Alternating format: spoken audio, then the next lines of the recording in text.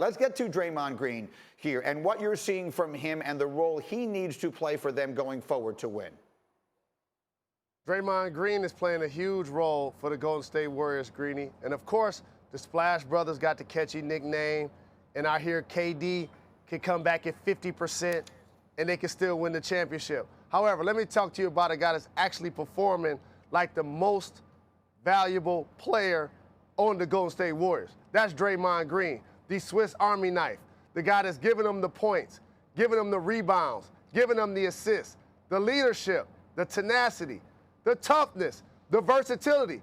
When Steph Curry was basically not able to make a field goal the entire first half the previous game, Draymond Green was steady, dropping dimes to Boogie, dropping dimes to Bogut, getting them into their offense, pushing the pace. He was steady throughout the game. So when Boogie's able to get his double-double and his 6 dimes, Draymond was still there. Quinn Cook making 3 threes, Draymond Green was still there. Klay Thompson, when he goes out of the game, Draymond Green is still there. That guy has been the rock for the Golden State Warriors. Yeah, and when Draymond is facilitating the offense, that really does seem to be them at their best as players go in and out. One of the questions is, if and when Kevin Durant comes back, how does that change what Draymond's role in the offense is? It's going to change a lot. Remember, Draymond Green was not an all-star this year.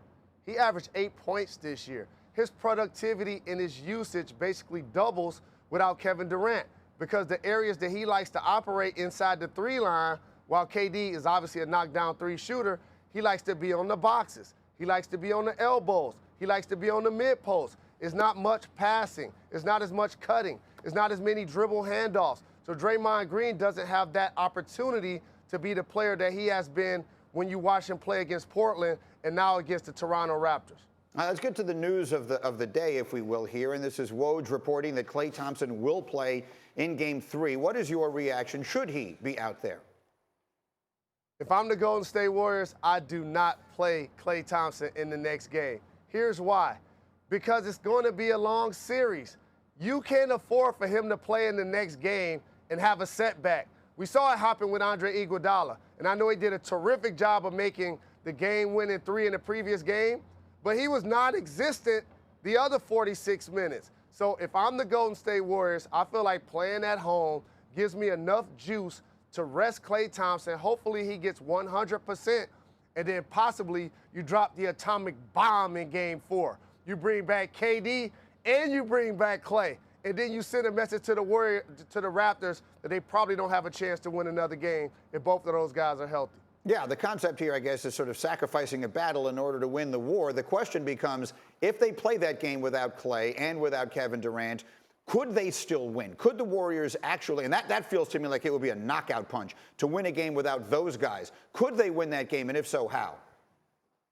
And I know you got 4 handsome former NBA players that are well-dressed in the studio and are doing an amazing job of articulating their points about basketball. But I have to just say this. The Toronto Raptors aren't done.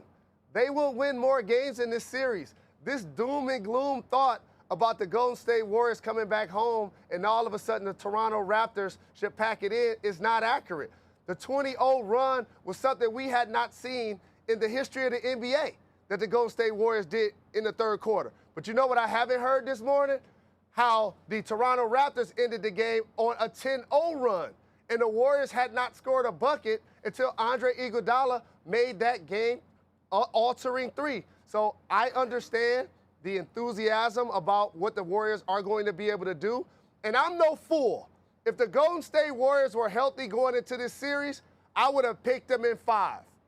But since KD is hobbled, since Klay is hobbled, since I don't know what I'm going to get from Andre Iguodala throughout the game, I still have to feel like without 3 of your top 6 players playing at optimum level, this gives the Toronto Raptors a chance to extend this series. Yeah, and bear in mind, Jalen picked Toronto to win before the whole thing started, and I know that you're sticking with that for the moment. Let me just quickly get you on Kawhi, because there's been a good deal of conversation here. Jay Williams did a really nice job of breaking down what he sees as Kawhi just also not looking right, not looking like he's healthy right now either. What are you seeing from Kawhi, and what do you think the Raptors can get from him the rest of the way? Yeah, that's one of the things, Greeny, when I talked about making my pick that I saw from Kawhi Leonard is He was a guy in the previous series, while he was able to knock down the three and still be a lockdown defender, the explosiveness isn't there that took place early in the playoffs.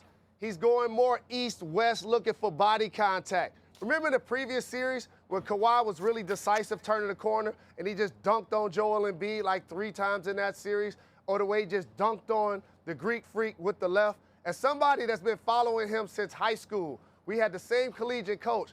I don't think I've ever watched him play 2 games in a row without getting a dunk.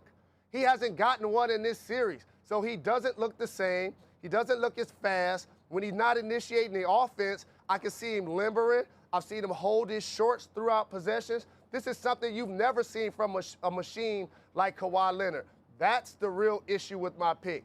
Can Kawhi get himself back to where he's like looking like his normal self as this series progresses? Now, all these conversations we have about the Warriors' injuries, it may be that one that ultimately decides the finals one way or the other. Jalen, well done. Enjoy. Yeah, go ahead. I got one more thing. Yeah. Okay, and you and Laura are doing an amazing job of hosting us NBA Egos. I have to say this too. I see a love fest that's happening in the studio. So after the game, I got a proposition. Let's have a 2-on-2. Team LeBron, okay? That's gonna be Richard Jefferson and Damon Jones versus Why Team you gonna KD, give me that Jay fat, Williams no good and nothing? Karan Butler. Don't give me that. No. After Listen, the I game. will concede. Oh, man. I concede. I'm not playing with him. I didn't like playing with him in Milwaukee. That's why they shipped us both out of there. I'm not playing with D. Jones. Look at him. Look at him. One thing about it. Hey, Who you giving me? hey, one thing about Listen, it. It'll be I'll the take a next chance you get to one-legged Jay win. Will over D. Jones any day. Oh, today. wow. And you know how I feel about Jay wow. Will. Hey, You hey, know hey. how I feel about him.